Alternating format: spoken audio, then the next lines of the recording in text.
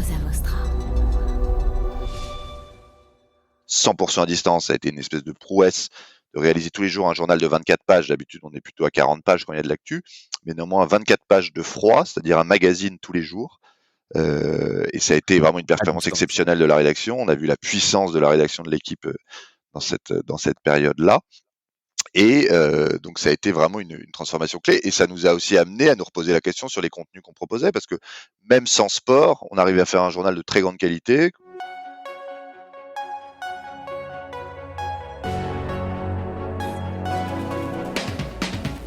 Bienvenue dans Mediarama, le podcast qui explore la galaxie des médias. Ici, nous partons à la rencontre de celles et ceux qui façonnent les contenus, les usages et les stratégies de demain. Je suis François Desfossés, cofondateur de Cosa Vostra, agence de conseil tech et créative. Nous accompagnons les médias dans leur transformation digitale. Contactez-moi sur mediarama@cosavostra.com, sur LinkedIn ou sur notre site cosavostra.com.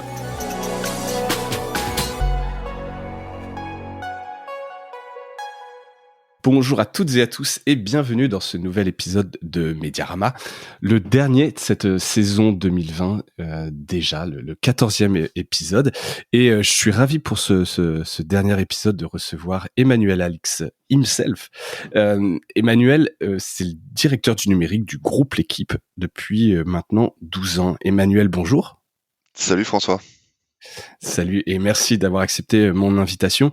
Je suis ravi de te recevoir parce que pour plusieurs raisons. Déjà, L'Équipe, c'est le média que tu représentes, c'est un titre majeur dans le paysage médiatique français.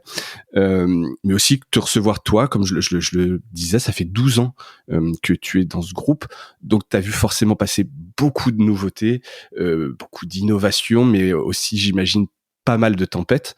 Et la dernière en date, c'est cette crise sanitaire qu'on vit, en 2020, la Covid, évidemment, les confinements. Et donc, mon idée derrière cet épisode, c'était de voir comment, à l'aune de cette année, je crois qu'on peut dire vraiment annus horribilis pour le coup, comment se positionne l'équipe, quelles mutations sont en cours, ce que vous avez appris, votre vision.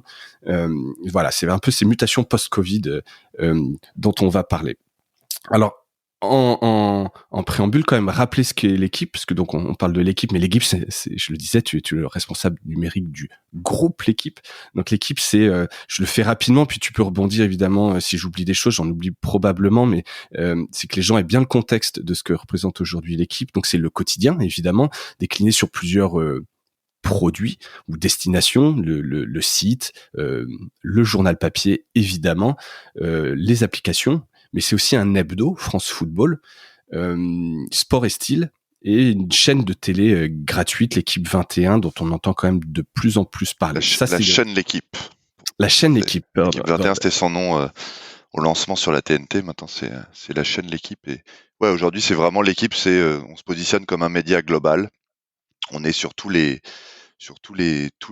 types de médias. On n'a pas de fréquence radio, mais on se développe dans l'audio. On pourra peut-être l'évoquer plus tard. Bien sûr. Voilà, c'est vraiment L'Équipe et France Football, qui est un hebdomadaire et qui, vous l'avez peut-être vu passer dans la presse, devrait prochainement se décliner en mensuel. Voilà, exactement.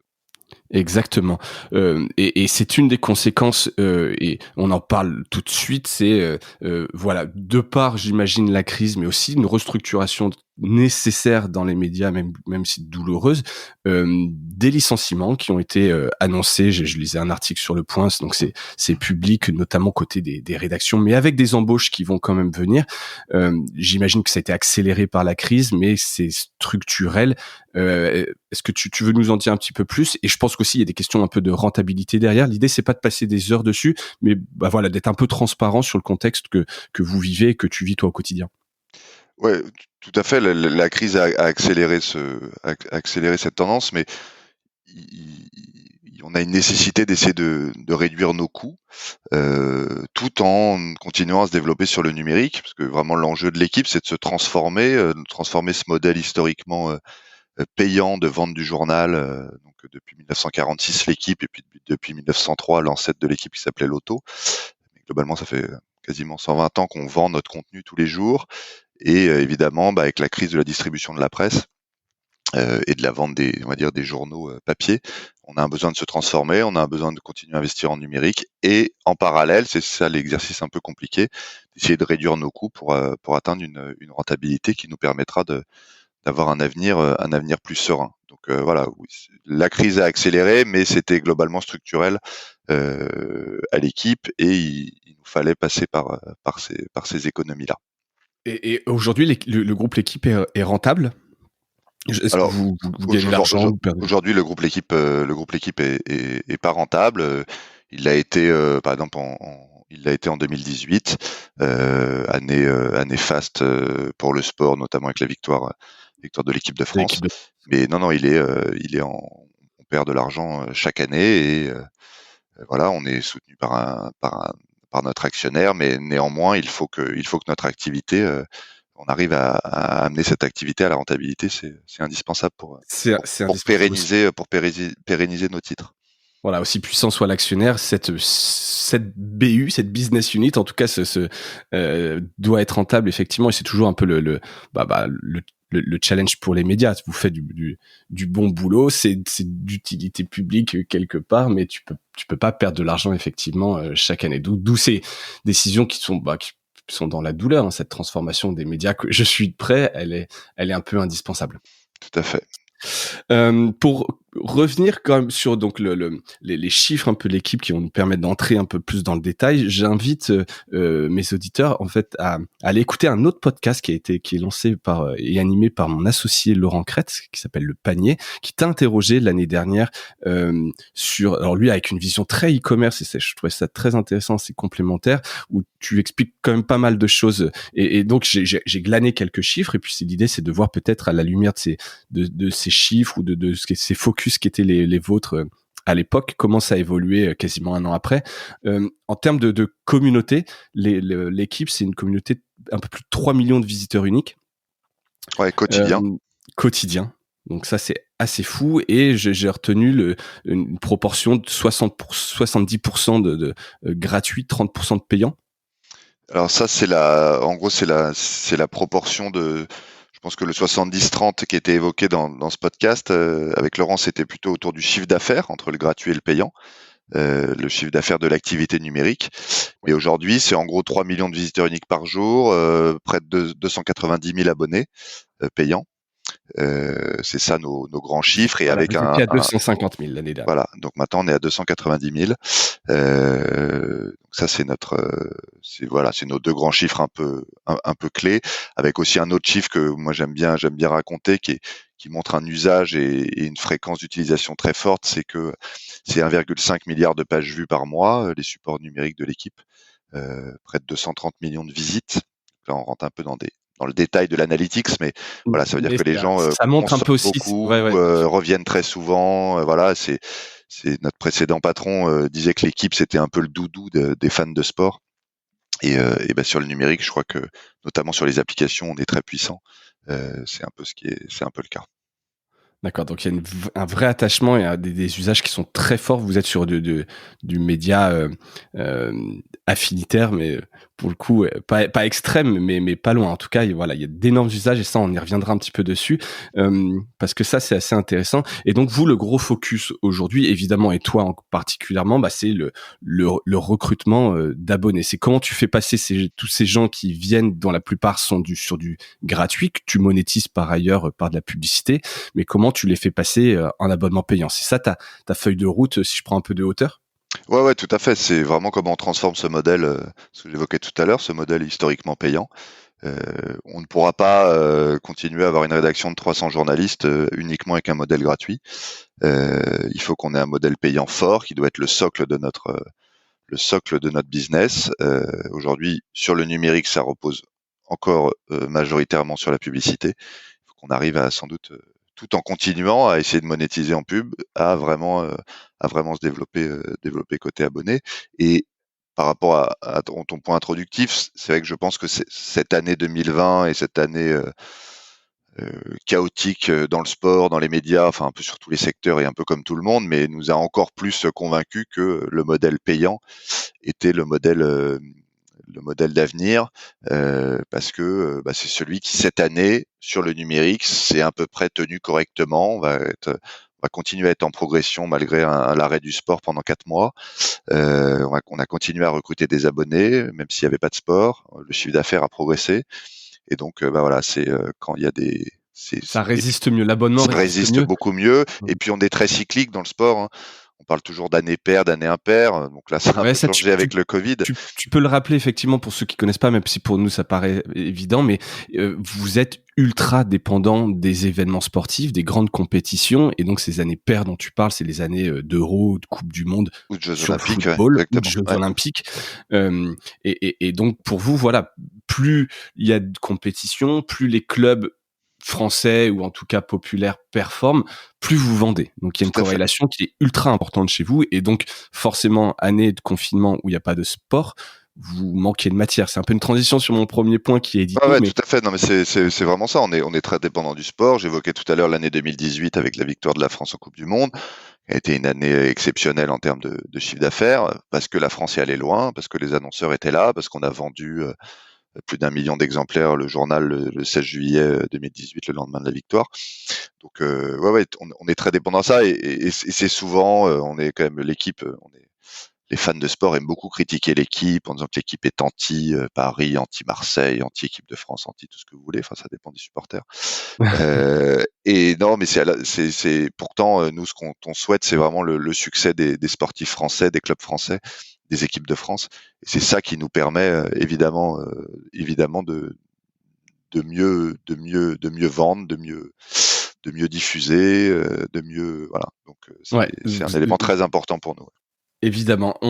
Dans votre audience, là, tu parlais de mecs assez fans, et que votre concurrence, ça, tu le disais dans l'épisode du panier, c'était vraiment RMC Sport. C'est celui que tu recitais le plus. Je sais pas si 1 an plus tard, c'est toujours le cas. Il y a eu quand même pas mal de changements, mais j'imagine que oui. Est-ce que vous avez, en termes de sociodémographie, qui lit l'équipe aujourd'hui? Alors ça doit être très large, j'imagine, mais vas-y, je t'écoute. Non, c'est très majoritairement masculin, et le cœur de cible c'est 25-40 ans. C'est vraiment ça, 25-49 même, je crois, dans les éléments de médiamétrie. Donc c'est le média assez masculin, même si évidemment il n'est pas que masculin, parce que vu qu'il est très large avec 3 millions de visiteurs uniques par jour. Voilà, et globalement oui, une cible 25-49 forte. Donc assez jeune quand même malgré tout, tu vois. On voit souvent quand même les problèmes de la presse avec des audiences un peu vieillissantes, notamment du côté des abonnés du print, etc.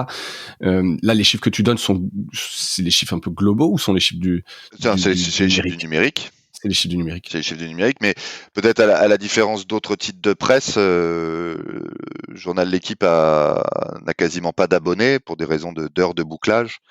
Le journal bouclant entre minuit et minuit et demi chaque jour. En fait, on ne peut pas récupérer le circuit postal. Donc, en fait, c'est trop tard, en fait. C'est beaucoup trop tard. Donc, il y a que, je crois qu'aujourd'hui, on doit être à 5000 abonnés print pour une diffusion à 230 000 exemplaires chaque jour. Donc, il n'y a pas d'abonnés print. Donc, souvent, en plus, l'abonnement print, et alors là, je caricature, mais quand même sur des populations un peu plus âgées, si je prends le cas du Monde ou du Figaro, par exemple, les grands titres de presse. Donc voilà, donc nous, sur le numérique, on est plus jeune, et puis l'abonnement numérique, on est également plus jeune que les autres titres de presse. Parce que vous y êtes mis plus tard? Parce qu'on s'est mis plus tard, et que je pense qu'aujourd'hui, un fan de sport à 20 ans et peut-être a plus l'habitude de payer pour assouvir sa soif de sport, avec notamment avec les chaînes de télé payantes, et que versus payer pour de l'information, de l'actu, où les jeunes, c'est pas encore vraiment ou peut-être que pour eux, entre ce qu'ils lisent dans 20 minutes ou ce qu'ils lisent dans Le Monde, peut-être qu'ils ont plus de mal à voir la différence. Ouais, ok. Ça, c'est assez clair. Et les canaux d'acquisition, parce que justement, comment tu vas aller chercher ces jeunes? Alors, vous étiez un des précurseurs sur Snap, sur Snap Discover. C'était donc, j'imagine, l'idée c'était ça, c'est d'aller justement peut-être rajeunir encore plus, aller chercher des jeunes, etc. Est-ce que ça reste celui-ci particulièrement un canal d'acquisition? Est-ce que vous faites d'autres choses? Et globalement, c'est quoi tes grands canaux d'acquisition qui continuent de pourvoir de l'abonné? Le plus grand canal d'acquisition, c'est notre site, parce que nous, on a aussi une particularité, c'est que 80% des visites sur nos sites et applications se font en direct. Donc on n'est pas dépendant de Google et Facebook, à la différence de la plupart des titres de presse d'information générale. Donc Euh, moins concerné par les droits voisins. alors tout autant concerné parce que néanmoins, c'est vu notre volume de visites, on en a 80% qui viennent en direct, mais il y a quand même un nombre de visites important qui vient des autres. Ce que je veux dire par là, c'est que voilà, aujourd'hui, on a 3 millions de visiteurs uniques qui viennent chaque jour. C'est eux qu'on doit transformer. C'est eux les qui viennent très régulièrement et c'est eux à qui on doit faire comprendre la valeur ajoutée du contenu abonné, la valeur ajoutée de ce qu'on doit l'expérience abonnée. C'est à eux qu'on doit le vendre. Après, on utilise Facebook, Twitter, Snap, Instagram, mais Le gros de ton volume, ouais, le fruit le plus bas à cueillir, comme on dit, c'est les gens qui sont sur ton site parce ouais, qu'effectivement, je crois que sont fans de sport. 85% des recrutements sont, on va dire, en direct sur nos supports et on a 15% qui peuvent venir de campagnes ou de contenus externes de plateformes sociales ou Google. D'accord. Et donc, d'où l'idée, et là, c'est peut-être un petit angle techno, et c'est quelque chose évidemment que moi, à titre perso, j'aime bien et j'aime bien comprendre.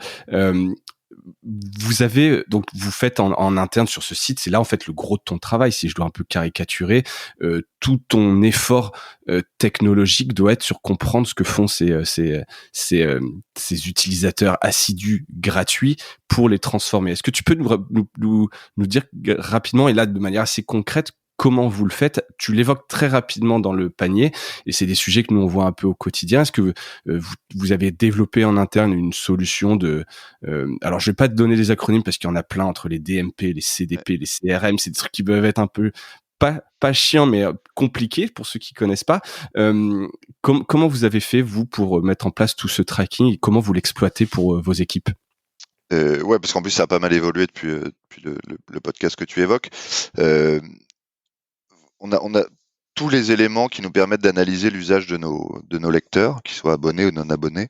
On les a mis voilà dans une grande base de données qu'on a travaillé. Ça prend évidemment beaucoup de temps pour derrière aller ressortir à la fois les moments où les gens venaient le plus, les contenus qu'ils consommaient le plus, les contenus qu'ils avaient lus, pas lus. À la fois aussi, on a essayé d'avancer beaucoup sur l'utilisateur logué, parce que c'est comme ça qu'on peut faire du cross-device. Et vraiment, l'idée, c'est que toute cette matière de data à hauteur de l'usage, on la traite à travers des algos pour proposer le meilleur contenu au meilleur moment à l'utilisateur concerné. Je vais te prendre un exemple. On a fait tout un travail autour du scoring par sport ou par club, ou en fonction de ton usage, de comment tu consommes, de la production de contenu qu'on peut faire, et tout ça, voilà, on mélange tout ça et on essaie de donner un scoring par utilisateur.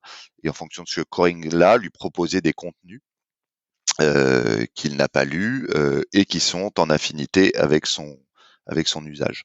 D'accord. Et donc C'est vraiment ça qu'on concrètement, travaille. ce scoring, c'est ça, je l'avais pas. Alors ça existe plus dans le e-commerce, mais vous l'avez imaginé en interne, monté en interne. C'est une solution tierce que vous avez Ouais, pris. en fait, on l'a fait en interne. Tout ça, on l'a fait en interne parce que on avait étudié plusieurs solutions externes, mais en fait, voilà, on a Parce que préféré c'est faire souvent ça. ça pour bien expliquer, pardon, et tu vas y revenir, mais dans les médias, parce que ce sujet-là dont on parle, la collecte et la compréhension de cette data, pour moi, c'est un des enjeux majeurs.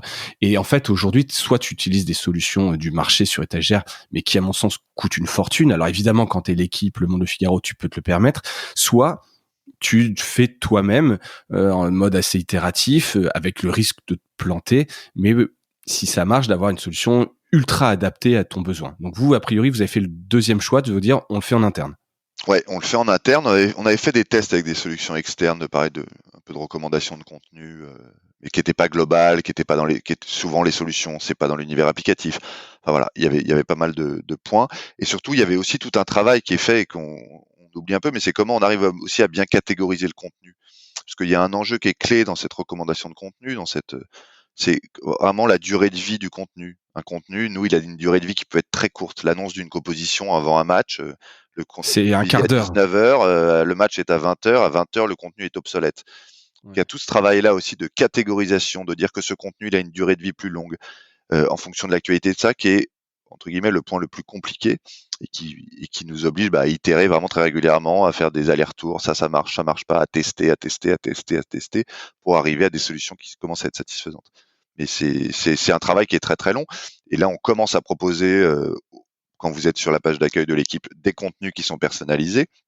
Ouais. Mais ça reste encore petit, on est encore en phase de test on est vraiment encore en phase de test. Ce qui a été Et aussi. quand tu dis personnalisation, c'est la vraie personnalisation. C'est pas juste j'ai coché lors de mon onboarding quand j'ai créé mon compte que j'étais fan du PSG. Alors nous Donc ça, PSG. alors nous typiquement ça on n'y croit pas beaucoup. On n'y croit pas beaucoup. Enfin, ça peut être un élément complémentaire, mais doit pas être l'élément essentiel. Notamment, on l'a testé par le passé, qui était sur France Football, qu'on a pu utiliser par le passé un peu comme un laboratoire. En fait, les gens cochent beaucoup de choses de peur de manquer quelque chose. Mmh. Donc c'est un peu différent des grandes thématiques techno, éco, politique, société, où nous, quelqu'un qui vient sur l'équipe, évidemment, le foot est une place prépondérante. Mais il peut être aussi intéressé par le golf quand Tiger Woods va gagner le Masters. Et donc souvent, ils auraient tendance à cocher beaucoup trop de choses. Donc nous, ce qu'on essaie de faire, c'est vraiment l'usage. Et comme on a un usage très fort, on préfère se baser là-dessus pour scorer et on pense que c'est une valeur plus importante et que c'est plus juste par rapport vraiment aux éléments de consommation et de goût, de préférence des utilisateurs. C'est sûr, mais donc derrière concrètement, c'est des algorithmes. Si j'ai lu, ce mois-ci, 3 articles qui ont un tag PSG, j'ai un petit score, autour du PSG qui va grossir et plein de petits scores comme ça qui vont Voilà, faire un exactement. scoring global? Après, c'est un peu plus complexe que ça, mais oui, c'est ça, parce qu'évidemment, s'il y a eu 500 articles du PSG produits ce mois-ci, que tu en aies lu 3, en fait, c'est peut-être pas beaucoup. Exactement. Voilà, donc tout ça est mis, il y a un certain nombre de critères qui sont mis là-dedans et on essaie d'en sortir un score, voilà, Et pour. ouais, et qui fait ça? C'est dans quelle équipe? C'est Et l'équipe, l'équipe, il y a une équipe marketing? data, C'est en fait, data? c'est l'équipe analytics qui s'est bien agrandie, qui était avant plus dans l'analyse des usages et qui a constitué aussi une équipe vraiment data avec des data scientists Et qui ouais. crunchent la donnée et qui en ressortent des scores qu'après on applique à l'utilisateur en fonction de son comportement. D'accord, et donc eux, ils sont au cœur du réacteur, ils parlent à la rédaction, ils parlent au marketing, Ouais, alors ils sont en c'est vraiment conférence dans de les équipes rédaction? marketing, hein, c'est Ouais, le ouais, c'est responsable de c'est vraiment le responsable de ça, c'est le responsable marketing data. Donc ouais, bien sûr, il est en échange permanent avec la rédaction pour dire pourquoi ça a pas été tagué avec tel contenu, avec tel tag, pardon.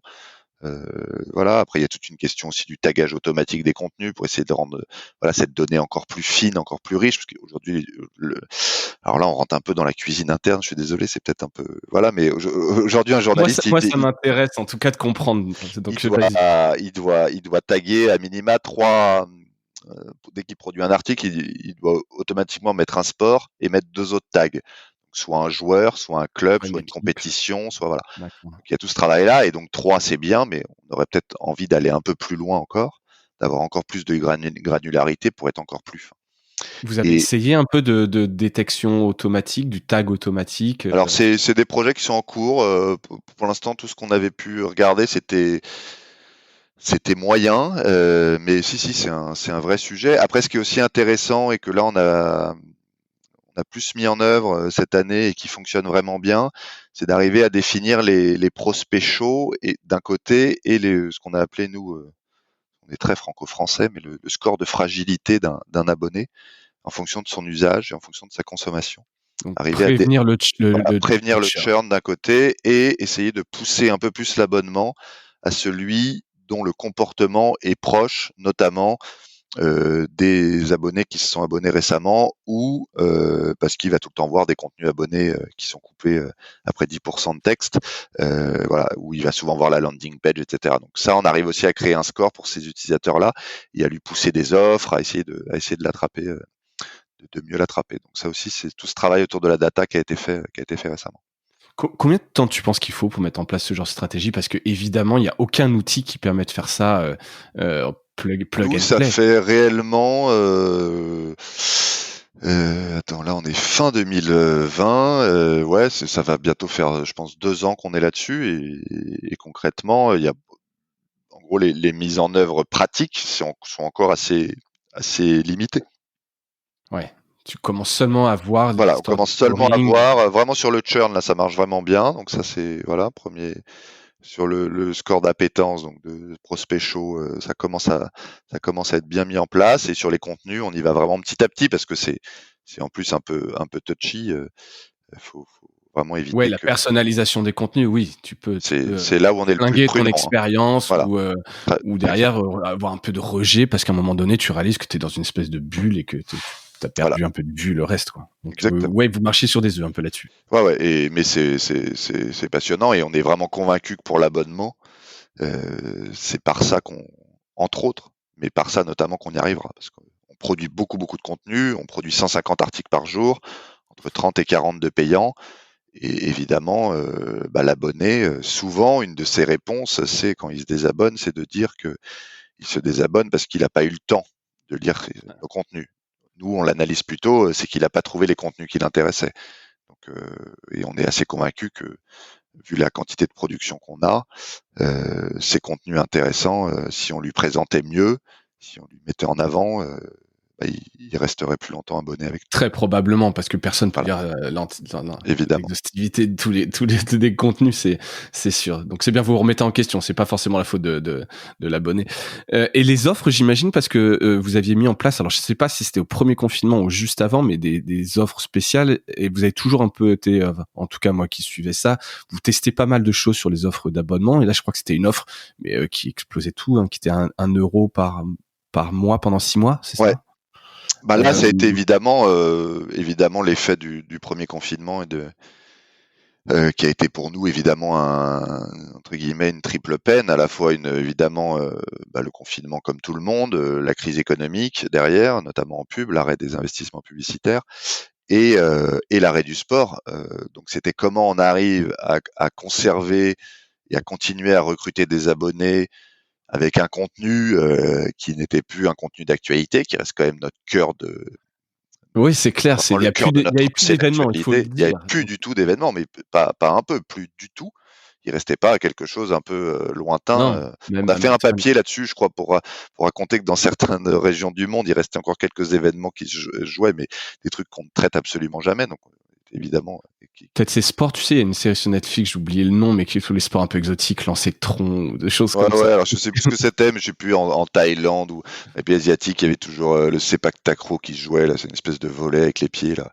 Ouais, C'est marrant, très etc. Enfin exotique. voilà, il y avait des compétitions un peu particulières, mais il y avait plus du tout de sport. Il y a eu un travail formidable de la rédaction qui s'est 100% en En télétravail, 2 mots, ils ont fait quoi alors oui, c'est tout en télétravail, tout en effectivement, télétravail. Donc j'imagine. faire un journal qui a quand même des outils assez lourds, voilà, une culture qui est une culture physique, qui est pas une culture d'être à distance, parce que les gens sont ensemble derrière un écran en train de travailler la page, la mise en page, le titre, la photo, etc.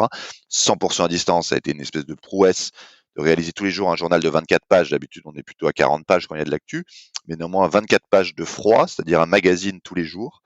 Et ça a été vraiment une À performance distance. exceptionnelle de la rédaction. On a vu la puissance de la rédaction de l'équipe dans cette période-là.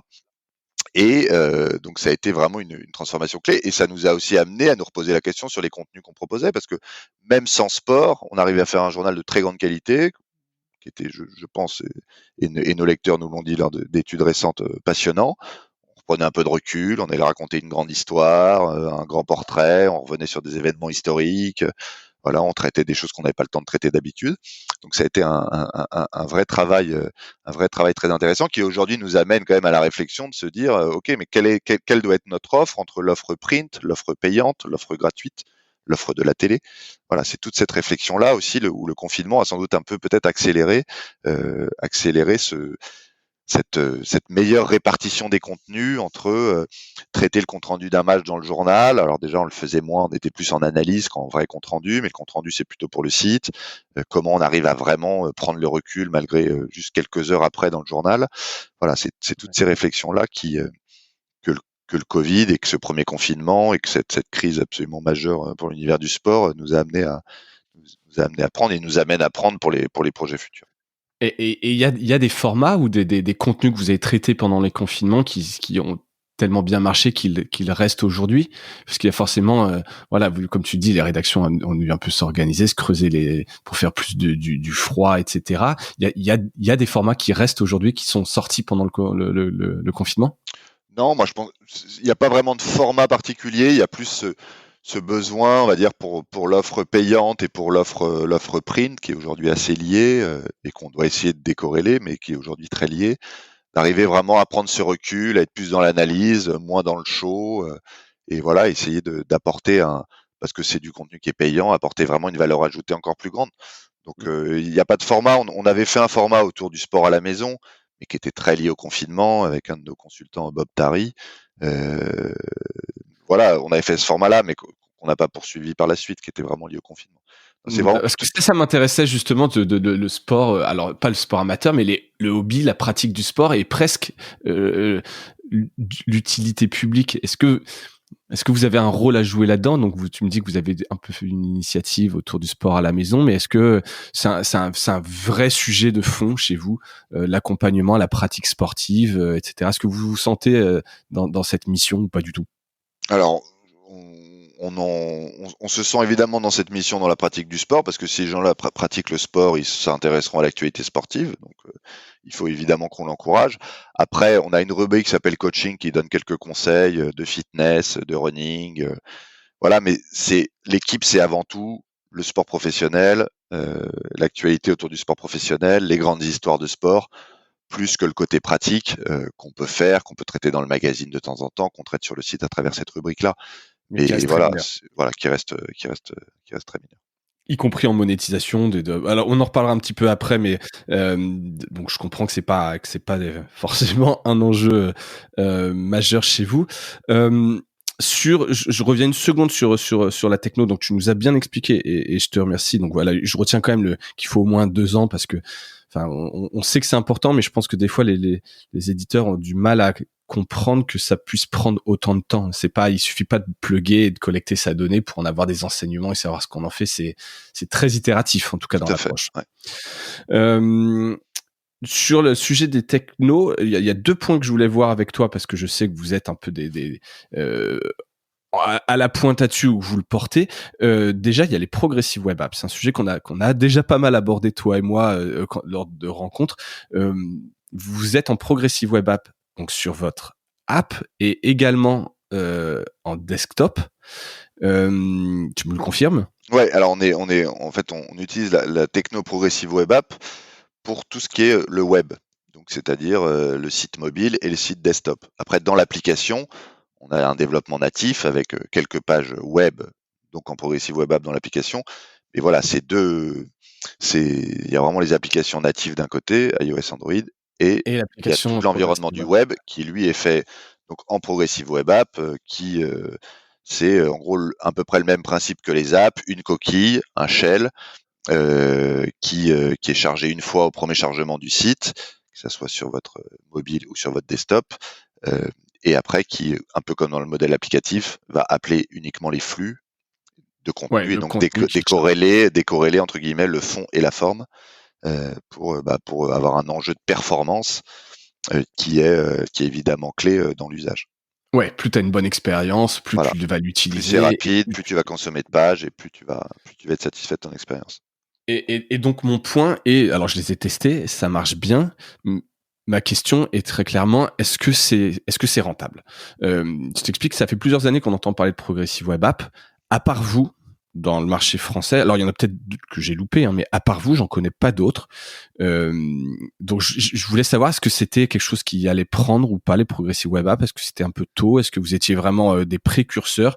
Ou est-ce que ça prend pas et en fait c'est pas rentable parce que c'est peut-être coûteux En à fait, maintenir? je pense que ça a été présenté comme entre guillemets, le remplaçant des applications. En fait, Ouais. je pense que c'est pas du tout ça. Les applications, elles resteront toujours là, elles sont toujours très puissantes, elles ont plein d'avantages.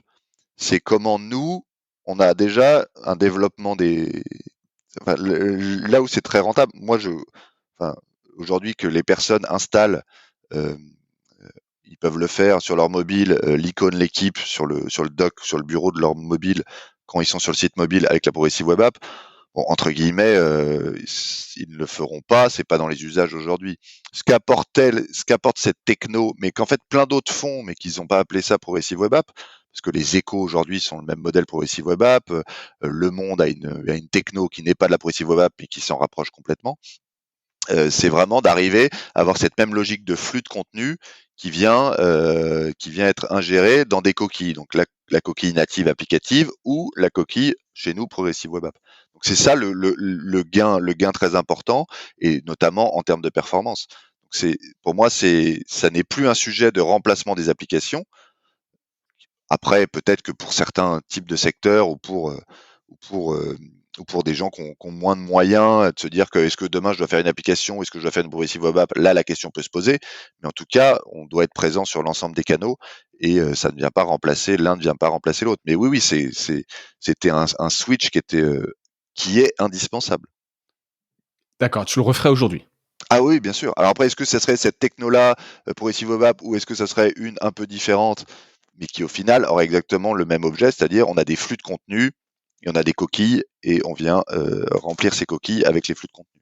Ouais, limite, une fois que tu es organisé pour avoir ces flux à façon, c'est moins compliqué. Voilà, tu recrées X ou Y coquilles. Voilà, c'est peut-être toute l'organisation en amont Voilà. qui est un peu Et après, compliquée. ça a quand même des avantages d'expérience où, quand même, la Progressive Web App sur le site mobile, tu l'as chargé une fois, tu as lu, je sais pas quoi, tu as regardé la home, et ben, tu as toujours des contenus qui sont dans le cache de ton navigateur, tu peux toujours les lire, et cetera, et cetera. Donc, tu as quand même une expérience qui peut se rapprocher de l'application. Donc aussi, Ouais, sur le papier, oui, je vois bien. Moi, c'est en vraiment ce qui m'intéresse, c'est l'usage. Est-ce qu'il y a de l'usage? Au final, les gens ont pris l'habitude de ça. Et j'imagine que vous avez dû passer quand même des jours de développement, parce que pour avoir un produit un peu bien léché, etc., c'est du travail. Est-ce que tu as suffisamment d'usage pour que ce soit rentable en te disant, ouais, c'est vraiment un super produit? Oui, et puis surtout, c'est une logique de développement commune à l'ensemble des devices, donc ou l'ensemble des supports, que ce soit le site mobile, le site desktop ou les applications, qui est aujourd'hui le même. Donc c'est indispensable, et on l'a fait quand on a refondu notre produit en 2019, où bah voilà, maintenant c'est le même produit, quel que soit le device, quel que soit le support, tu as le même, et donc ça a beaucoup, beaucoup, beaucoup d'avantages. Après, j'ai pas vu une explosion de l'usage sur le site mobile. Le site mobile est en constante progression depuis. Il n'y a pas eu une bascule, je passe en Progressive Web App ou pas, hein. Pour moi, c'est vraiment une techno qui apporte une meilleure expérience parce que c'est plus rapide, parce que ça se charge plus vite, parce que l'expérience est meilleure. Mais Ok. l'espèce de promesse, ça va remplacer demain les applications, non. Ouais, c'était une fausse promesse qui fait qu'il y a C'était peut-être pas une, trop ouais, d'attentes là-dessus. tout à fait. Et ce qu'elle permet notamment, et ça me permet de faire une transition, c'est justement de faire des push, ce que ne permet pas de faire un site en responsive, puisque c'est quand même un des gros enjeux qu'il y a derrière, c'est la possibilité. Quand je dis des push, c'est des notifications. On ne peut pas via un site web, enfin en tout cas un site web mobile, faire des notifications, et ce qu'on peut faire dans une application native et que la Progressive Web App pouvait faire. Vous êtes fort sur les notifications, vous? Ouais, alors c'est un truc qu'on a beaucoup investi sur les applications. On les a pas mis en place sur le site mobile parce qu'on ne savait pas dissocier les si tu recevais déjà l'application, la notification avec ton application. Donc on l'a pas mis en place sur le site mobile. Mais oui, Pour oui, éviter le doublon. voilà, exactement. Mais oui, c'est un élément très important à la fois pour évidemment on va dire le lien avec nos lecteurs, mais également aussi un axe de recrutement important. Pareil, de la même manière qu'on a beaucoup segmenté, on essaie de segmenter notre offre de contenu, on a beaucoup de segmentation sur l'acquisition à travers le push. Voilà, pour arriver à cibler et à toucher la bonne personne, pas trop inonder les gens de push, même si ça peut être une critique qu'on nous formule de temps en temps. Et c'est intéressant. Pourquoi parce que justement, c'était mon point d'après, c'est que vous êtes quand même sur un média, on le disait tout à l'heure, très affinitaire, avec des vrais fans hardcore pour certains de leur équipe, hein, PSG, l'OM. Ouais. Jusqu'à où est-ce que ils lisent les notifications? Tu peux envoyer une notification en pleine nuit s'il s'agit du PSG, les mecs vont réagir? Ah, ils vont sans doute pas réagir en pleine nuit, mais oui, ils auront à leur réveil le matin, ils auront la notification sur leur écran de veille, et ils cliqueront dessus. Donc oui, c'est quand même les gros push qui voilà, nous ce qu'on appelle les informations générales, donc les informations urgentes, c'est envoyé à 3,5 millions de personnes. Et oui, c'est des taux d'ouverture où on peut il peut y avoir d'un coup 300 000 personnes qui ouvrent en même temps l'article à travers le push. Je prends le cas de Maradona, où voilà les annonces tragiques d'il y a quelques semaines, la mort de Maradona ou la mort de Dominici ont eu évidemment des taux d'ouverture absolument majeurs. Et on voit un pic absolument énorme après les pushs d'ouverture de l'application ou d'ouverture de l'article directement depuis le push. Donc ouais, c'est un élément aujourd'hui très important. On a beaucoup investi dessus. A contrario, peut-être un peu moins dans les newsletters, un peu moins dans les mailings, qu'on utilise un peu que comme média d'acquisition, comme support d'acquisition. Et donc là, c'est aussi un des prochains sujets d'arriver aussi à remonter un peu dans cette chaîne-là de la newsletter et du mailing qu'on avait un peu délaissé, peut-être un peu trop pour le push parce que ça marchait très bien et que on est aussi très très puissant sur les applications. Donc c'est notre premier support largement aujourd'hui, c'est l'application iOS et Android. D'accord. Donc Donc quand tu voilà. dis que vous faites de l'acquisition grâce au push, c'est pas, vous ne poussez pas une offre d'abonnement en Non, c'est vraiment notification. Pour bien comprendre, c'est par exemple, je vais te dire par exemple ce matin, on va pusher, je sais pas, on a toute une analyse, je prends cet exemple-là, on a une analyse tactique sur le match d'hier du PSG et l'axe Verratti-Neymar qui a très bien fonctionné. On a un très bon papier là-dessus. On va cibler les gens qui ont lu des analyses tactiques sur le PSG, etc., etc. Donc on va mettre plusieurs segments ensemble et on va le pusher aux utilisateurs. Je pense d'ici la fin de matinée, plutôt midi et demi, parce qu'il y a à la fois un pic d'usage à l'heure du déjeuner pour aux non-abonnés d'un côté avec un angle particulier et aux abonnés avec une accroche peut-être un peu différente. dans la Voilà. notification, tu fais des notifications différentes en fonction du segment Tout à d'audience à fait. qui tu Ouais. t'adresses. Ouais, en gros, chaque matin, à la conf de rédac, donc il y a plusieurs confs de rédac maintenant, mais il y a une conf de rédac le matin à 9h30, où il y a en gros quasiment la moitié de personnes, ils viennent plutôt des équipes produits au marketing, avec la rédac, donc ça aussi c'est des éléments assez nouveaux. Hein. Ah mais c'est clair. Et donc il va être discuté de qu'est-ce qui est envoyé en push, qui sont envoyés en push par les équipes marketing, donc avec la rédaction, donc on définit 3-4 contenus à envoyer dans la journée. Évidemment l'actu après peut balayer tout ça, mais il y a toute cette réflexion là commune marketing rédac pour dire ok aujourd'hui on a ça, cet après-midi on devrait sortir ce papier. Donc attention, on va peut-être pas pousser sur ce segment-là ce matin parce qu'on sait que cet après-midi il y a quelque chose qui arrive et qui pourrait intéresser tel ou tel segment. Donc voilà, donc il y a tout ce travail-là vraiment main dans la main avec la rédaction pour optimiser la valorisation des contenus. D'accord. Et donc, et ça, on le disait tout à l'heure, est traqué. Donc, tu sais après, toi, t'as envoyé ces notifs, comment l'article performe, Oui. et derrière, combien de gens ont alors pas acheté l'article parce que vous êtes plus un système de Non, mais se sont crédit abonnés à travers se cet sont article. abonnés, se sont Ouais, abonnés à tout à travers fait. cet article. Ouais. Et alors, question bête, mais un très bon article, vous le mettez justement en gratuit en vous disant que les gens vont le lire et vont s'abonner, ou est-ce que vous le gardez en premium? Qui décide de ça? C'est pendant ces conférences de rédaction, justement? Alors, on a des règles. On a essayé de faire pas mal de règles. Bon, globalement, ce qui vient du journal étant payant. Et puis après, il y a des règles où on sait que on va réussir à transformer sur cet article-là, parce que on sait que la tactique, les enquêtes, les décryptages, les papiers médias sont des papiers qui nous permettent de recruter bien et sont ceux, parce qu'il y a à la fois le recrutement et la fidélisation, hein, que l'abonné ait le sentiment que il paye pour quelque chose qui a de la valeur et qui se rend compte que ah oui, s'il n'était pas abonné, il n'aurait pas droit à ces contenus-là. Donc il y a évidemment Ouais, toujours c'est ménager la chèvre et le chou. il Il y faut a à la toujours fois ces deux montrer la aspects. valeur. Ouais. Mais globalement aujourd'hui, avec cet axe qui est très fortement porté sur l'abonnement, comme on l'évoquait au début de notre discussion, aujourd'hui, quand on sait qu'un papier qui a de la valeur, un papier qui a eu un travail important derrière, d'enquête, etc., il va être mis en payant. C'est aujourd'hui le focus, il est là-dessus. Après, évidemment, on sait que certains contenus peuvent très bien marcher à travers le social, à travers Google. Donc là, on pourrait dire, non, celui-là, on conseille plutôt de le mettre en gratuit.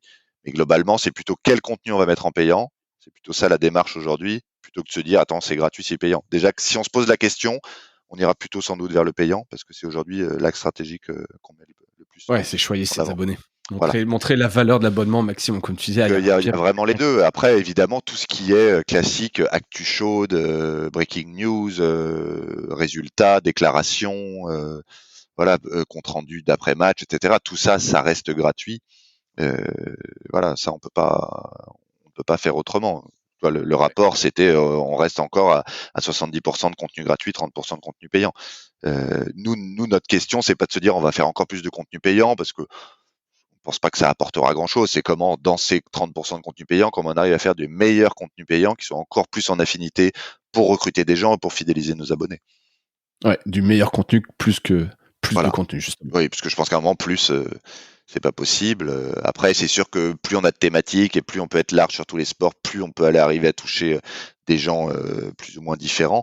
Donc, on a besoin de cette variété des sports, qui est un enjeu essentiel, parce que ça fait partie de l'équipe, c'est l'ADN de l'équipe, c'est d'être multisport. Donc, il faut qu'on continue ça, et donc c'est tout ce travail-là qu'on essaie de mener. C'est intéressant parce que je l'avais justement un peu dans les idées de diversification, enfin d'autres verticales. Là, on connaît les sports rois, on les a, enfin tu vois, donc le foot, rugby, tennis, basket. Qu'est-ce qui fait que, enfin, à partir de quand vous allez chercher de nouvelles verticales, des sports un peu exotiques? C'est en fonction, parce que tu l'as dit, votre ADN doit être multisport, et en même temps, si t'es sur des petites communautés, bah ça coûte cher à produire un contenu, et ça va pas être hyper intéressant. Comment t'arrives à maintenir des communautés actives sur des sports un peu mineurs? Alors mineurs, avec tout le respect que j'ai pour ces sports-là, qui Alors, sont des ouais, bien sûr. Alors déjà, globalement, on est les seuls à être vraiment multisports. vraiment multisports. Vraiment multisport, on est les seuls. Tu évoquais RMC, qui est un concurrent, Qui est très Eurosport, très qui était un ouais. concurrent, voilà. Globalement, ils vont assez peu traiter le handball, le golf, la voile, le Le ski, volley. les sports de combat, et cetera, et cetera. Et même le basket, ils en font quand même pas beaucoup. Voilà. Donc déjà on est les seuls. Donc on continue à traiter tous les sports. Après c'est la question, c'est est-ce qu'on a de la valeur à aller traiter un contenu de hand, de ski. Est-ce que ça peut nous permettre demain de progresser et d'évoluer? Ça c'est plutôt un arbitrage qu'on fait, et on continuera à traiter tous ces sports-là. Typiquement, il y a une thématique qu'on a investie parce qu'on y croit, parce qu'on est convaincu que ça nous permet d'aller toucher une cible qu'on a du plus de mal à toucher, qui sont globalement les plus jeunes. On parle du e-sport, où on essaie de le traiter de la même manière qu'on traite les autres sports, avec cet œil critique, etc., parce que ça n'existe pas dans le e-sport. Aujourd'hui, il n'y a pas vraiment de médias référents, en tout cas avec ce recul et cette analyse qu'on peut proposer.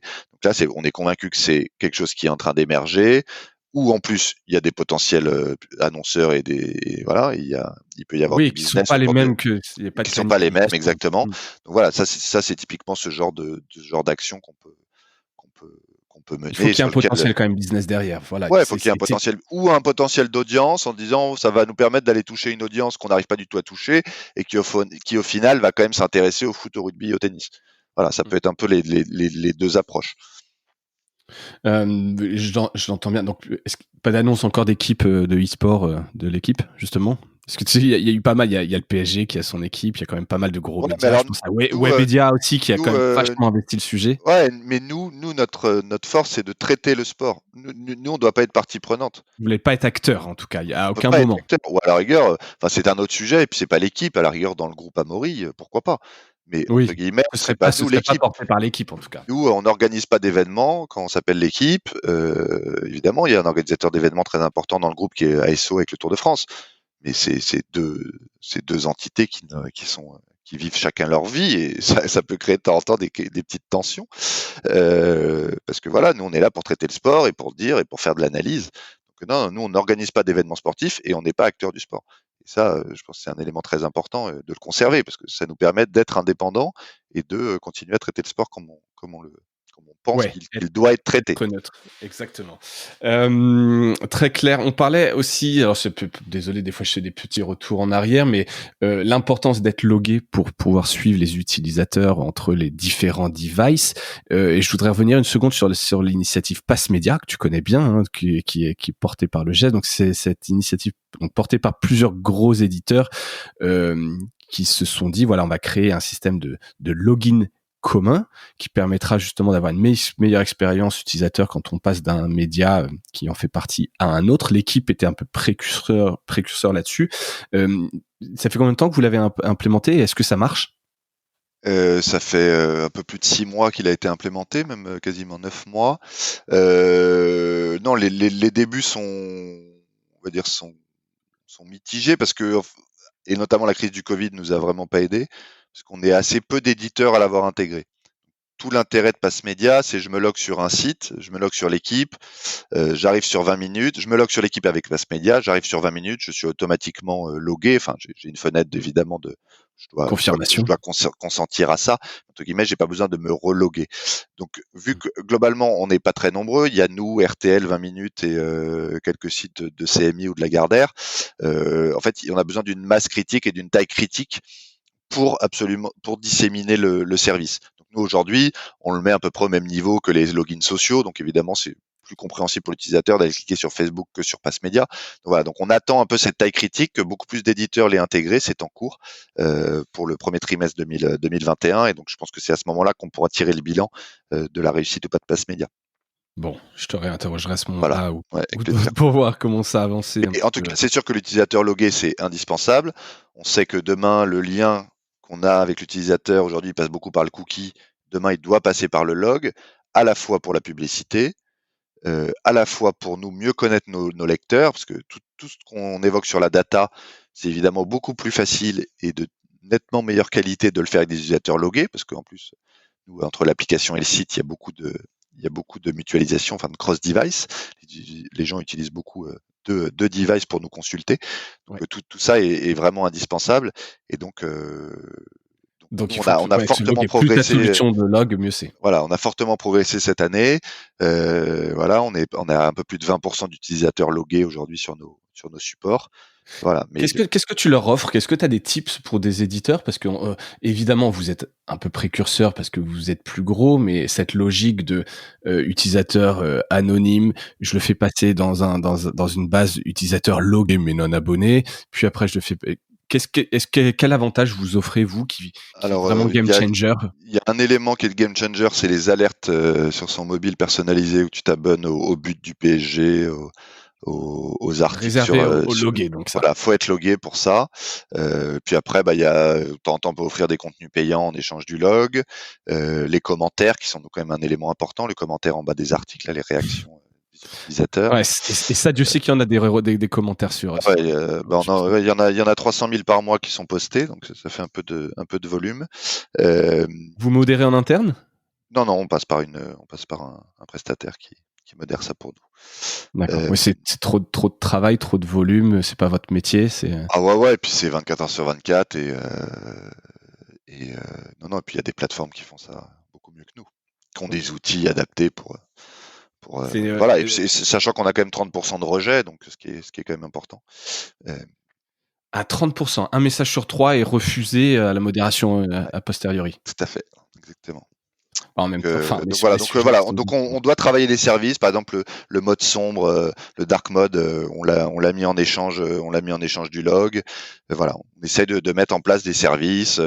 Là, on va bientôt lancer les bookmarks, façon de voilà, enfin différents sujets qu'on essaie de mettre derrière le log, qui sont évidemment indispensables. Après, je pense qu'à un moment, on va devoir être aussi un peu plus ferme et forcer, pour même lire des contenus gratuits, forcer l'usage du log, parce que on n'a pas le choix si demain on veut continuer à faire le métier qu'on fait aujourd'hui, c'est-à-dire avoir un lien avec l'utilisateur.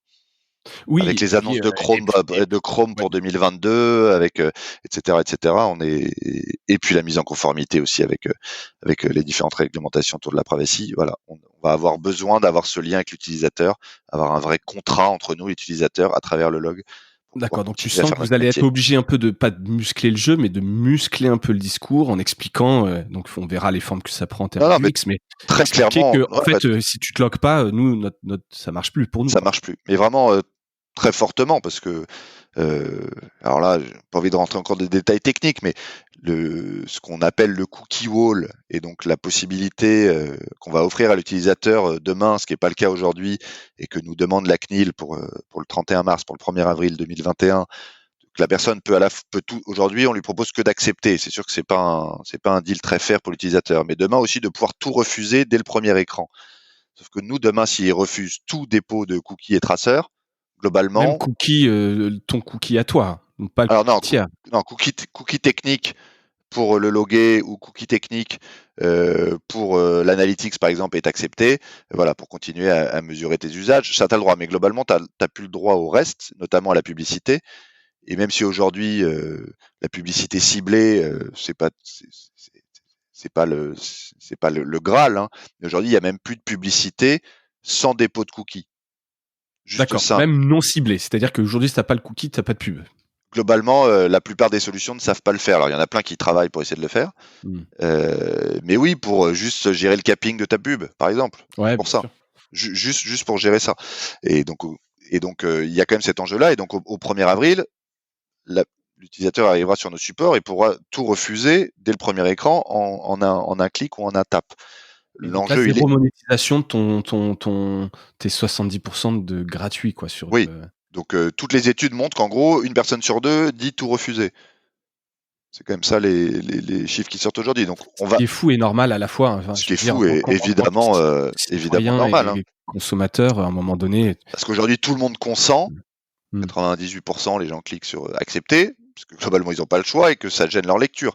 Et que cette volonté de la CNIL de faire consentir, je pense que maintenant, sur tous les sites, on a cette fenêtre de consentement. Donc, on ne sait même plus à quoi on consent. Enfin, moi, c'est on veut juste se débarrasser du message pour exactement, pour accéder à son contenu. Donc, à la rigueur, essayons d'être le plus transparent possible. Néanmoins, le risque pour nos activités est vraiment important. Et donc, le log est un élément qui nous permet également, à travers ce lien contractuel qu'on aura avec l'utilisateur, tu te crées un compte. C'est ce que fait Facebook aujourd'hui, hein. Quand tu crées un compte avec Facebook, t'as pas le choix, tu es obligé d'avoir un compte pour accéder à Facebook. Entre guillemets, tu consens à être ciblé publicitairement. Même si après, effectivement, l'analogie est bonne avec Facebook. Enfin, il y a plein d'outils où t'as pas le choix, tu te crées un compte et point barre. Et typiquement, nous, on teste sur les apps, alors sur une petite partie pour le moment, mais on teste sur les apps où les gens qui installent récemment l'application, ils ont le mur de connexion dès qu'ils ouvrent l'application. Voilà. Et bon, sachant que si tu le fais avec Google, Facebook ou Apple, en 2 secondes, ton compte est créé. C'est très bien sûr, exactement. Donc oui, je pense que vraiment, ça va être un enjeu majeur d'avoir le maximum d'utilisateurs logués. Et après, la difficulté de qualifier ces utilisateurs pour pouvoir mieux les monétiser. Et ça aussi, c'est les nouvelles contraintes que nous amène la CNIL. Enfin, nous amène la CNIL. C'est les directives européennes et que la CNIL applique avec un zèle certain. Si je demande où tu habites, si je demande ta CSP, pour quelles raisons je le demande, et bien indiquer aux gens que c'est pour des raisons publicitaires, etc. Donc, très bien, il faut le faire, mais ça va être un enjeu pour l'utilisateur qui va être quand même même si c'est de la transparence, ça va être une certaine contrainte quand même pour accéder à ces contenus et à ces espaces favoris. Mais voilà, on va devoir passer par là, et donc vraiment le log est essentiel si on veut poursuivre notre activité. D'accord. Et toute petite question, Apple qui s'est lancé là-dessus, est-ce que vous avez vu là, je parle vraiment aussi en tant que consommateur, j'ai tendance à faire beaucoup plus confiance à Apple qu'à Google, et j'ai trouvé, et quand j'ai le choix, je choisis toujours celui d'Apple. Alors c'est peut-être un peu bête, mais ils sont pas sur le même modèle, donc j'ai l'impression qu'ils sont moins sur la revente de data. Est-ce que tu as vu une explosion de l'utilisation du login Apple? Alors sur les applications, oui, ça marche plutôt bien. Une explosion, non. C'est encore, si on prend en dehors de notre parcours à nous, enfin notre compte à nous direct, ouais. Facebook et Google sont quand même devant Apple. D'accord, il n'y a pas eu un rattrapage. Mais typiquement Apple, qui se met sur ce terrain de la privacy, très bien. Sauf que demain, ça veut dire que dans les applications, Apple va demander si l'utilisateur lui-même va demander à l'utilisateur s'il accepte que ces données soient transmises. Et nous, on va également le faire parce que la CNIL et la directive européenne nous demandent de faire cette fenêtre de consentement. Des sacrés murs avant le contenu. Donc voilà, donc des sacrés murs. Donc maintenant, Apple l'a décidé, ils l'ont même confirmé ce matin, qu'au cours du premier trimestre, si jamais on ne demandait pas cette autorisation à travers le système d'Apple, ils se réservaient le droit de virer les applications des stores. Donc non, honnêtement, il y a tout un enjeu et un contexte réglementaire autour de nos activités de médias, mais que je pense qu'il doit être le même dans le e-commerce, que je connais moins bien, enfin dans tous les services en ligne, qui est honnêtement de plus en plus contraint et de plus en plus compliqué, et donc qui nous amène de plus en plus à aller aussi vers l'abonnement et vers le payant. Oui, c'est sûr. Oui, c'est trop de réglementation pour baser tout son business sur le gratuit, alors que tu dis qu'une fois que tu as cette relation à l'abonnement, tu passes sur totalement autre chose. C'est la méthode d'apporter plus de valeur. Exactement. Ouais, donc il va y avoir quand même une grande explication à faire au public. Hein.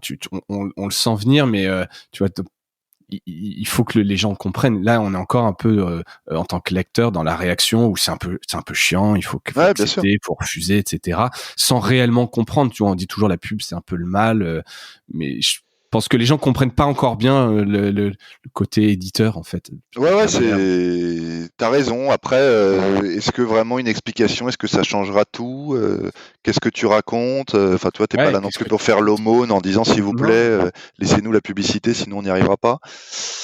Bon, Vous aviez fait des initiatives un peu pour genre, je sais que Le Point l'avait fait à un moment donné sur les adblocks. ouais, alors on Genre avait ils fait une avaient initiative testé genre, commune au ouais, niveau du geste, où tous en même temps, on avait bloqué l'accès. Mais à bon, ceux qui après avaient des ça, adblocks. ouais, c'est ça, on bloquait l'accès et on leur disait enlève ton adblock si tu veux continuer le contenu. Donc on a tous continué à le faire, c'est toujours présent. Mais en fait, c'est le jeu du chat et de la souris. Les adblockers contournent ton système en permanence. Et voilà, ce que nous, ça nous a permis, c'est de maintenir le taux d'adblock. Voilà, D'accord. c'est Voilà, qu'il progresse plus, mais il diminue pas non plus. qui est à 30% à peu près Non, nous, il est moins que ça, mais moins que ça. je me garderai de donner ce chiffre. Ouais, j'imagine, c'est des données un peu sensibles Ouais, évidemment. On exactement. comprend pourquoi. OK, donc quand même des sacrés enjeux effectivement Ouais, avec ouais, le bien sûr, bien sûr. log, la Et monétisation. ouais, ouais, et après une vraie réflexion qu'on mène et qu'on va développer en 2021, qui est vraiment un axe à la fois sur on va dire le temps long, sur comment on arrive à donner plus de valeur à nos contenus abonnés et arriver à avoir notamment toute cette approche beaucoup plus numérique de nos contenus abonnés. Aujourd'hui, nos contenus abonnés, ils sont quand même la plupart issus du print, avec une réflexion assez texte et photo, de manière assez simple. Et on a Mmh. peu de contenu, on va dire, numérique, que ce soit de l'audio, de la vidéo, de l'infographie, des documentaires interactifs, pour l'abonné. Et on est aussi convaincu qu'il faut absolument qu'on aille vers cet axe-là pour le développer. Donc on a tout un projet de plateforme, à la fois sur ce temps long, une espèce de avec voilà des contenus à forte valeur ajoutée, principalement réservés à l'abonné. Voilà, parce qu'on pense qu'on doit également être sur un peu sur la chaîne de valeur. On est très fort sur l'actu, on est très fort sur la veille, enfin avant l'événement, pendant l'événement à travers nos lives et après l'événement dans les comptes rendus et dans Dans l'analyse. l'analyse. Mais il faut qu'on soit aussi un peu le pas de côté. On va raconter la grande histoire des marins du Vendée Globe dans une super série audio. On va raconter un peu tous ces sauvetages qui ont eu lieu. Typiquement, voilà, arriver à prendre un peu ce pas de recul pour quand on aime le sport, on aime aussi ces grandes histoires de sport et arriver à leur rendre une expérience beaucoup plus numérique. Donc ça, c'est typiquement un projet de 2021 que le Covid, pour revenir au début de notre conversation, nous a aussi amené à nous dire, mais en fait, ça marche. Les gens, ils veulent ces grandes histoires, même au quotidien. Ils sont prêts à lire un papier de 10-15 000 signes qui va leur raconter une grande histoire, un joueur, un sport inconnu, etc., etc. On a vraiment cet enjeu-là sur le payant qui est clé, et avec cette logique de plateforme, on revient aussi au sujet qu'on évoquait autour de la data, c'est-à-dire vraiment, vous connaissez Netflix, vous connaissez MyCanal. Aujourd'hui, vous avez des contenus qui sont proposés en affinité avec vous à travers un grand catalogue de contenus. Et voilà, tous ces contenus-là, Qu'ils quand on soient arrive à... écrits, qu'ils soient vidéo en provenance de Exactement. l'équipe, que ce soit des podcasts demain, que Voilà. ce soit, Typiquement, demain, on réfléchit à faire des podcasts réservés aux abonnés avec une forte valeur ajoutée. Voilà, on continuera nos podcasts d'actu. Où on revient chaque semaine sur l'actu du foot, du rugby, du basket, du golf et d'autres sports demain. Mais voilà, on avait fait il y a quelques mois, enfin années maintenant, une collection où on faisait des entretiens entre un rappeur et un footballeur. Voilà, pour nous, typiquement, demain, ce contenu-là, ça doit être un contenu payant réservé à l'abonné pour qu'il ait cette expérience numérique également et qu'il n'ait pas qu'une déclinaison de l'expérience print. Donc ça, c'est vraiment un élément indispensable. Et surtout, on s'est aussi rendu compte pendant ce confinement, pour faire toujours ce lien avec le sujet de départ, ouais, qu'en fait, on a énormément de contenu, une valeur et une base de données de contenu absolument énorme, et qu'il y a des contenus d'il y a 1 an, d'il y a 2 ans, que qui tu sont n'as toujours, peut-être pas lu et qui ont toujours une valeur formidable. Donc comment on arrive à travailler ça pour vraiment valoriser l'abonnement, et c'est vraiment, voilà, c'est tout le travail là qu'on prévoit pour l'année prochaine. ouais, et les années suivantes parce que là, si Oui, j'étais entre oui, les je dis lignes, c'est presque non, non, mais bien sûr, c'est lancement vous l'année prochaine, initiez en et voilà, 2021, quoi. exactement, le lancement l'année prochaine, Ouais. et, et voilà, et pour faire un peu le parallèle avec l'année prochaine, c'est qu'il y a cette plateforme de contenu de temps long, de reportages, d'enquêtes, etc. qu'on veut développer. Et puis à l'inverse, on veut également développer sur la partie gratuite, qui est vraiment toujours notre balancier sur lequel on essaie d'équilibrer pour essayer de gagner sur les deux tableaux, ce qui n'est pas toujours évident. Ce qui est pas toujours évident, Ce c'est qui est pas vraiment toujours important. évident Non, bien sûr. Mmh, totalement d'accord. sur la vidéo, où on pense qu'il y a il y a une vraie place à prendre dans cet univers de consommation de sport qui est aujourd'hui essentiellement payant, à part un peu France Télévisions, un peu TF1 M6 avec l'équipe de France de foot. En gros, tout le sport aujourd'hui est payant. On va même avoir des événements comme Roland Garros ou comme Roland Garros qui va commencer à être sur des plateformes OTT payantes avec Amazon l'année Ah, prochaine. j'avais pas vu. Voilà. T'auras pas l'ensemble des matchs Non, sur. non, tu auras certains cours qui seront réservés à Amazon. Euh, et donc voilà, donc nous on pense qu'il y a une place à prendre sur le sport gratuit. On a une chaîne de télé gratuite, donc la chaîne L'équipe, qui a réussi à se positionner sur des événements qui fédèrent beaucoup de monde. Après c'est pas le foot, c'est pas le rugby, enfin c'est pas le sport professionnel comme on le connaît Alors, de très petite très haut question là-dessus, niveau. justement. Effectivement, de mémoire, vous aviez été bon. Alors, moi, j'ai le souvenir du biathlon, où vous aviez eu des super audiences. Mais quand je vois des chaînes se lancent, les médias pro, etc., et quand même, vous avez un actionnaire puissant, vous avez jamais été tenté d'aller chercher enfin, c'est des gros contrats pour des. Enfin, je veux pas dire que c'est petit l'équipe, mais vous avez Ouais, pas non, eu de sport majeur. Vous n'êtes pas sur du triple A, comme on dirait dans les jeux vidéo. alors déjà tous ces sports-là, t'évoquais Mediapro ou la Ligue Ou 1, Bein, ou voilà. voilà, c'est que des chaînes payantes. Nous, on a plutôt fait le parti avec notre fréquence TNT d'avoir une chaîne gratuite. Après, on aurait pu envisager de créer une chaîne payante, mais on a plutôt cru au sport gratuit et au fait que la marque L'équipe soit une marque fédératrice, grand public. Quand il y a un événement sportif majeur, les gens viennent acheter L'équipe. On a plutôt pris ce parti-là. Après, honnêtement, quand tu vois aujourd'hui les investissements que demandent pour aller chercher la Ligue des Champions ou la Ligue 1, ce que ça coûte, je prends la Ligue 1, Mediapro c'est 800 millions, allez avec toute la prod qu'ils mettent derrière c'est 1 milliard, on sait que globalement la rentabilité elle n'est pas possible. Et puis là la crise avec Mediapro et le problème de solvabilité de Mediapro le montre, voilà, Bein entre guillemets c'est le Qatar qui finance. Et on le voit, hein, ceux qui sont vraiment allés, qui ont réussi, mais qui y vont quand même prudemment, c'est Canal. Voilà, qui a quand même perdu un certain nombre de droits pour se repositionner sur des droits clés, mais qui essaye de faire ça en regard d'une rentabilité. Et on se rend compte que c'est compliqué, et on se rend compte que le foot français, l'enjeu c'est que le foot français perd de 2 à 300 millions d'euros par an, parce que en fait, le niveau et le marché français est pas assez sans doute attractif pour arriver à recruter un certain nombre d'abonnés à un prix entre 20 et 25 euros par mois. Donc non, nous c'est très compliqué. Donc vous êtes sur le gratuit, mais c'est pas paradoxal, enfin contradictoire avec la plateforme dont tu parlais, qui était plutôt autour du payant ou non, ça parce que ça, on pense qu'il y a une vraie valeur ajoutée, qu'on est les seuls à le faire. Personne ne sait analyser le sport comme on le fait, raconter une grande histoire de sport à travers un langage, on va dire, numérique ou multimédia, qui est un peu un vieux mot, mais qui je pense, assez clair pour voilà, qui a tout son sens. Et d'un autre côté, on pense qu'il y a une vraie place pour des fans de badminton, des fans de tennis de table. Il y a des championnats du monde, il y a des droits qui sont disponibles. Voilà. Et ben, toi, l'équipe, tu es multisport et tu dois pouvoir proposer cette expérience-là. Je ne sais pas si tu avais vu, on a acquis les droits de la NFL, donc le championnat de foot américain, avec la diffusion du Super Bowl qui sera sur la chaîne L'équipe au mois de février. Et donc tous les dimanches soirs à 19h, on a un match de NFL de saison régulière qu'on diffuse sur le site. Voilà, typiquement, on pense qu'on apporte quelque chose aux fans de sport qui n'a pas les moyens d'aller se payer Canal, Bein ou Mediapro ou RMC. Enfin, là, j'en ai juste cité 4. Si tu es fan de sport, il faut que tu t'abonnes à 4 bouquets. J'ose pas faire le total des 4 abonnements. Pardon ? J'ose pas faire le total des 4 abonnements. Et donc voilà, donc on pense qu'il y a une vraie place à prendre et qu'il y a un enjeu avec ces ayants droit qui ont besoin de visibilité. Typiquement, la chaîne L'équipe, on a récupéré le championnat de France de basket, donc la Jeep Elite, avec un match sur la chaîne par semaine et un match sur le site par semaine.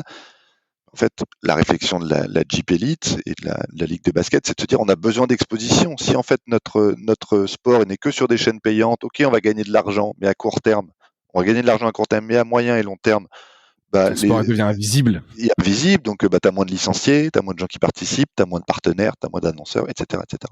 Donc on pense quand même, on ne dit pas que demain sera sur la Ligue 1 et la Ligue des Champions, c'est vraiment de la télé payante, mais en numérique notamment, il y a une capacité à les proposer un périmètre de sport beaucoup plus large et on le fait régulièrement, mais là on va essayer de l'industrialiser avec une vraie plateforme de contenu vidéo en direct, en live, commenté en français, voilà, avec l'expertise de l'équipe comme on peut le faire ailleurs.